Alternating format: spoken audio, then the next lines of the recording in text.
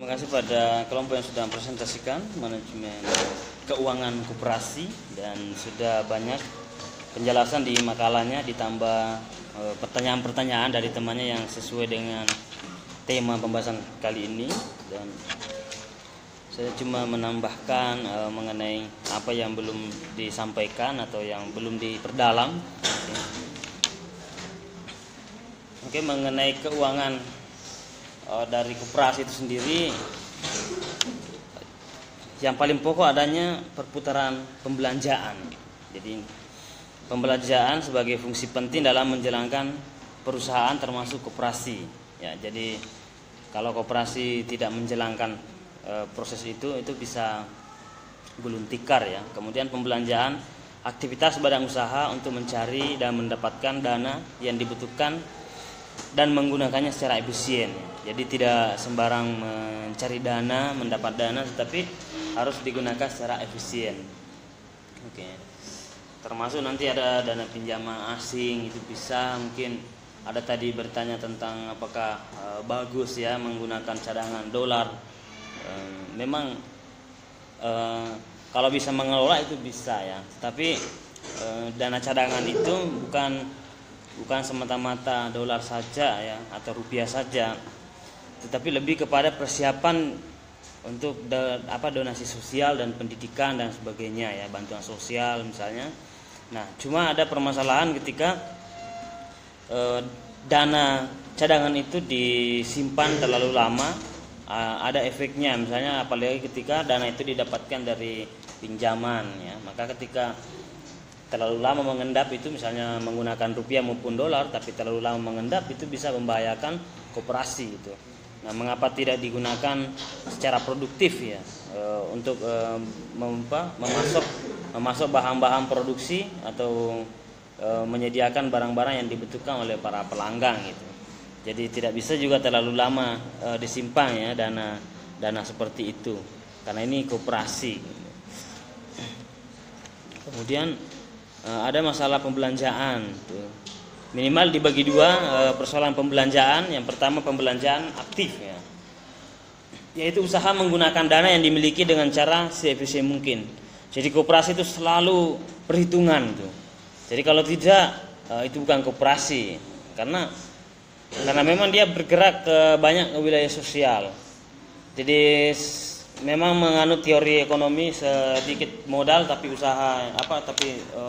hasil yang banyak, itu kan perhitungan dari teori ekonomi klasik Adam Smith tanya ya. Bagaimana teori ekonomi dulu itu memiliki modal serendah-rendahnya dan memiliki hasil yang sebesar-besarnya gitu. Nah, tetapi koperasi bukan perhitungan modal dan hasilnya saja, lebih kepada membantu sama anggota terutama masyarakat atau bergerak pada wilayah sosial. Oke. Nah, ini jangan sampai ada dana yang menganggur dengan jumlah besar sehingga tidak efisien dari segi biaya bunga gitu kan. Menyimpan dana cadangan dengan menggunakan dolar, kalau sudah bicara dolar ya kan, kalau cuma sedikit ya ngapain?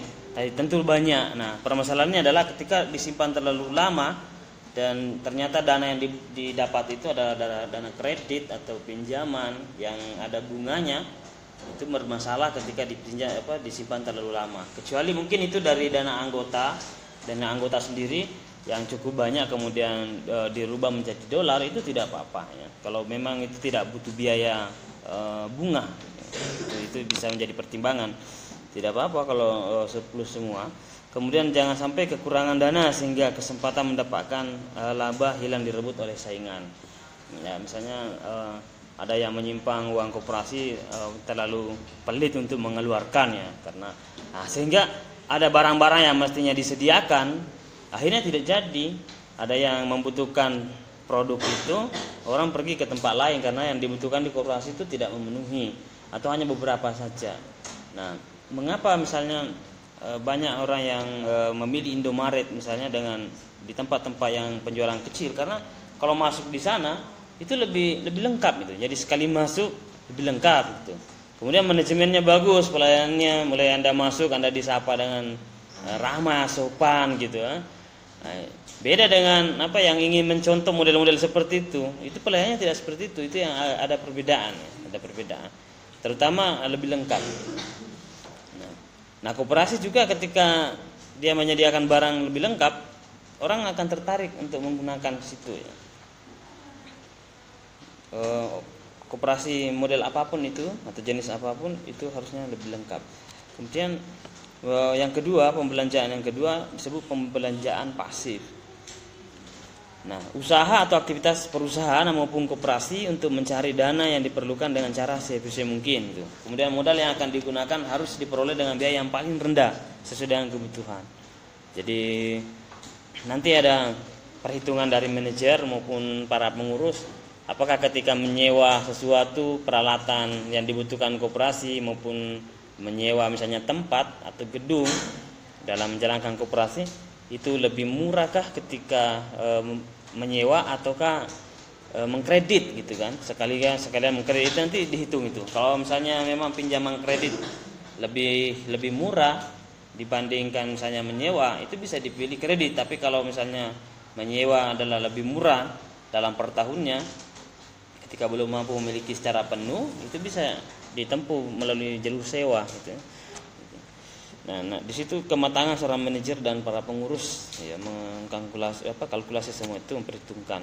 Kemudian selanjutnya kebutuhan modal koperasi. Nah, mengapa koperasi membutuhkan modal?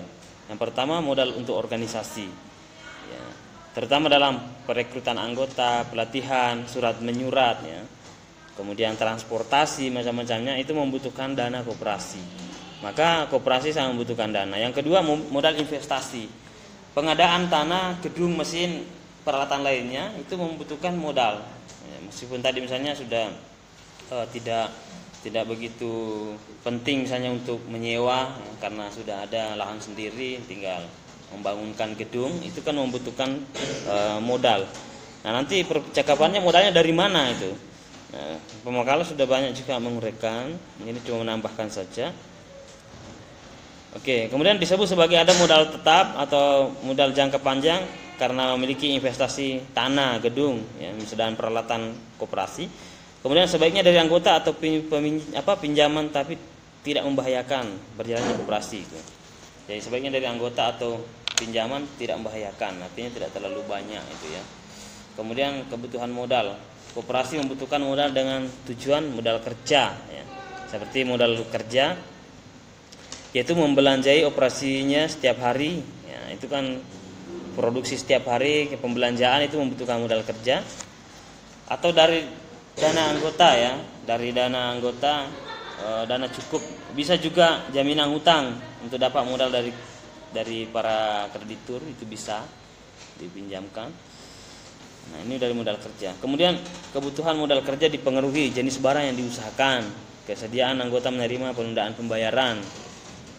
Semakin banyak anggota yang siap ditunda pembayarannya, itu semakin memudahkan koperasi menjalankan aktivitasnya dan tidak terlalu butuh modal yang banyak. Tetapi ketika para anggota tidak bersedia dibayar belakangan, tapi harus segera dibayar, maka itu membutuhkan modal yang banyak bagi koperasi.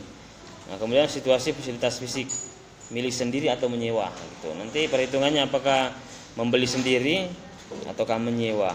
Oke, itu semua membutuhkan modal ya. Sebab-sebab koperasi membutuhkan modal. Kemudian sumber koperasi, ada undang-undang yang mengatur itu 1992 nomor 25 pasal 41 dan 42. Yang pertama modal sendiri, yang kedua modal simpanan pokok, yang ketiga simpanan wajib, kemudian yang keempat dana cadangan, yang kelima ada hibah dan donasi. Nah, itu ada 5 sebenarnya sumber modal ya, sumber modal koperasi itu sendiri melalui peraturan koperasi ya, peraturan undang-undang mengenai koperasi sejak 1992. Ya, dana hibah juga sangat penting karena memang koperasi banyak bergerak pada sosial ya, kita juga membutuhkan orang yang mau menghibahkan sesuatu ya, atau hibah dan donasi sejumlah dana atau berupa barang yang diterima koperasi secara cuma-cuma dari pihak lain. Dari ada orang yang punya kecukupan dan merasa bahwa lebih baik membantu koperasi, itu bisa ya. Kita ada yang punya dana atau lahan yang cukup, bisa juga memberikan ke kelompok yang ingin mendirikan koperasi, itu bisa dihibahkan. Kemudian anggota koperasi Itu bisa hibah bisa dari anggota koperasi. Yang kedua bisa dari koperasi lainnya, ada koperasi lainnya yang menghibahkan, atau ke bank atau lembaga keuangan lainnya, itu bisa dari bank maupun kalau ada memang seperti dulu ada Bukopin ya yang memang, tapi memang masih dipertanyakan apakah Bukopin itu betul-betul ingin membantu koperasi ataukah bunganya sama saja dengan tempat lain ya, atau yang non koperasi gitu. Itu masih dipertanyakan. Jangan-jangan sama saja gitu. Padahal koperasi itu harus meminjam di tempat di mana bunganya sangat sedikit. Kalau bisa tidak ada bunganya gitu. Kemudian penerbitan obligasi dan surat utang itu bisa menjadi sumber modal koperasi atau sumber lainnya. Nah, ini pendayagunaan modal diperoleh koperasi didayagunakan untuk memenuhi kebutuhan para anggota koperasi sesuai dengan usaha yang dijalankan. Kemudian pendayagunaan modal misalnya bidang jasa ya, ada koperasi bergerak pada bidang jasa, maka dia membutuhkan pendayagunaan modal itu kemudian ada juga simpan pinjam, ada juga koperasi angkutan ya. Jadi yang disebut sebagai koperasi jasa itu atau bergerak pada bidang jasa, misalnya simpan pinjam, kemudian koperasi angkutan. Titik berat dari penggunaan ini adalah pada pelayanannya ya, atau pelayanan jasanya itu sebagai modal utamanya. Nah, sedangkan koperasi bidang pemasaran, maka titik modalnya adalah mempertinggi kualitas produksi ya, kalau bergerak pada bidang pemasaran. Nah, kemudian bidang apa lagi ya? Kemudian ada bidang produksi. Ada bidang produksi, titik beratnya pada tingkat kreativitasnya para anggota. Okay. Kemudian yang keempat bidang konsumsi. Kalau misalnya memang dia bergerak pada koperasi bidang konsumsi, titik berat penggunaannya pada modal pemenuhan kebutuhan para anggota. Nah, kemudian koperasi bidang aneka usaha, yang terakhirnya ada yang usaha.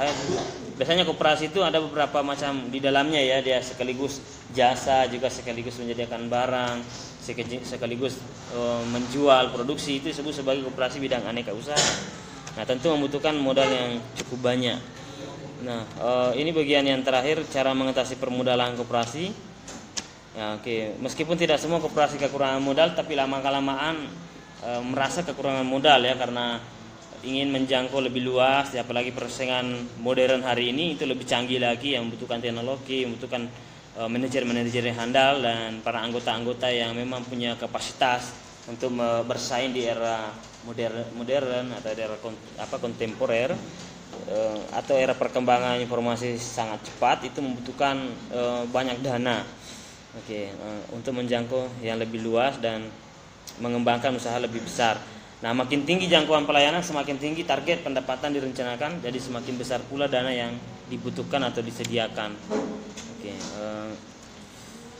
Itu ya cara. Ini anggaran pendapatan biaya yang didapat. Pemanfaatan modal sendiri bisa tadi seperti tadi ya. Ini anggaran pendapatan dari itu cara mengatasi permodalan koperasi. Bisa dari pemanfaatan modal sendiri seperti simpanan pokok dan simpanan wajib anggota. Kemudian penggunaan cadangan untuk penyusutan yang belum dipakai ya. Cadangan sosial dan cadangan pendidikan yang belum dipakai bisa diproduktifkan asal bisa dipertanggungjawabkan ya. Misalnya masih ada dana pendidikan belum dikeluarkan, masih ada dana sosial tapi belum, itu bisa dipakai dulu, tapi yang penting bisa dipertanggungjawabkan, bisa dikembalikan pada semula ya, daripada misalnya minjam ke tempat lain dan bunganya banyak. Mengapa tidak digunakan ya dana sosial yang telah kita sisipkan itu tadi, itu bisa digunakan. Kemudian bisa pemanfaatan modal asing, suku bunga rendah dan gampang diperoleh asalkan pengurusnya pintar-pintar mencari peluang dan pandai berkomunikasi dan bernegosiasi, itu bisa dapat pinjaman modal asing. Kemudian bagian terakhir kredit penjual. Jadi penjual bahan baku butuh pembeli gitu ya. Jadi setiap anggota maupun masyarakat yang punya bahan baku, bahan produksi yang dia produksi itu kan butuh orang untuk membeli. Nah, koperasi bisa menjadi perantara di situ atau dia yang paling utama dalam menerima produk itu. Nah, disebut sebagai kredit penjual ya, ketika penjual itu ikhlas atau rela memberikan ke koperasi dulu, nanti belakangan bayarnya gitu bisa, asalkan koperasi itu dipercaya. Itu namanya koperasi mendapatkan tambahan modal dari penjual, disebut sebagai kredit penjual. Kayak jadi Penjual itu tidak terlalu buru-buru mengambil hasil jualannya, tidak, tapi produk jual lebih dulu dan nanti bayarannya belakangan, itu bisa. Oke. Dan itu tidak perlu jaminan, tidak mulu-mulu seperti di bank dan sebagainya. Nggak perlu jaminan, cukup jaminannya adalah kepercayaan. Ya. Kepercayaan. Kemudian ada kredit pembeli. Ya, ini sebaliknya lagi, ada kredit pembeli, yaitu ketika misalnya ada barang yang dibutuhkan tapi koperasi belum menyediakan ataukah agak langka di pasaran, tapi koperasi sanggup menyediakan barang yang dibutuhkan itu dengan jumlah yang cukup banyak, ada namanya kredit pembeli, yaitu pembeli membayar separuhnya atau membayar sepenuhnya dari awal, kemudian nanti dicarikan. Ya, nanti tapi koperasi itu harus menyediakan barang sesuai dengan perjanjian jatuh temponya atau jangka waktunya itu. Misalnya berapa hari, ya, berapa lama yang sudah dijanjikan, itu harus usahakan sebelum waktunya itu sudah ada barangnya. Oke. Itu membuat koperasi bisa lebih nyaman, ya, lebih mudah untuk bergerak karena dimodali sama pembeli gitu, ya. Jadi ada misalnya harus penjual tapi kurang modalnya, tapi yang pembelinya ini siap menanti barang yang dinantikan itu melalui koperasi atau melalui apapun, tapi membayar duluan, ya, bayar lebih awal. Itu bisa memudahkan koperasi berjalan tuh. Oke. Ini jangka pendek juga tidak membutuhkan jaminannya. Lagi-lagi kepercayaan. Oke. Kemudian simpanan sukarela dari anggota. Nah, ada juga simpanan sih dari sukarela dari anggota. Meskipun tidak semuanya, tapi bisa lebih banyak. Asalkan manajer dan pengurusnya pintar-pintar memberikan stimulus. Misalnya ketika banyak hasilnya itu diberikan juga bunga, ya, diberikan bunga atau diberikan imbalan kepada anggota-anggota yang memang ikhlas memberikan dana sukarela gitu, ya. Jadi dikembalikan nanti itu melebihi dari dana yang sukarela itu tadi, atau yang dipinjamkan. Oke. Itu tidak butuh perjanjian banyak, atau tidak mesti ada perjanjian dan jaminan gitu. Oke. Kemudian terutama para pola pikir dan kesadaran para anggota bahwa koperasi itu bergerak bukan pada wilayah bisnis dan mencari keuntungan pribadi, tapi lebih kepada sosial. Ya, kita bergerak sama-sama karena kita dalam hal sosial, ya, berjalan kerjanya secara sosial, keuntungan juga pada anggota dan pada sosial gitu. Nah, terutama beramal ibadah melalui koperasi, ya, gitu. Itu bisa membuat para anggotanya memiliki kesadaran sehingga dana yang dimilikinya itu tidak diberikan kepada tempat-tempat lain, tapi justru diwakafkan ke anggotanya. Nah, penting nanti imbalannya tetap ada, itu mesti yang tetap diperhitungkan karena namanya manusia tetap butuh itu, ya. Jadi meskipun mengatakan bahwa ikhlas membantu koperasi menyimpangkan uangnya, tapi seorang manajer itu ketika punya keuntungan, ya jangan digunakan secara sendiri, tapi juga diberikan kepada anggota atau dibagi-bagi. Oke. Dan yang ini bagian terakhir, kredit dan dana, ya. Dana yang disebut. Nah, dana itu bisa dari pusat koperasi, bisa gabungan koperasi itu bisa, atau induk koperasi, atau bank Bukopin tadi yang pernah membantu koperasi itu. Tergantung manajer dan pengurusnya itu menganalisisnya secara tajam, mana yang lebih gampang kita berutang tapi sedikit bunganya itu, ya. Ketika itu namanya kredit atau dana.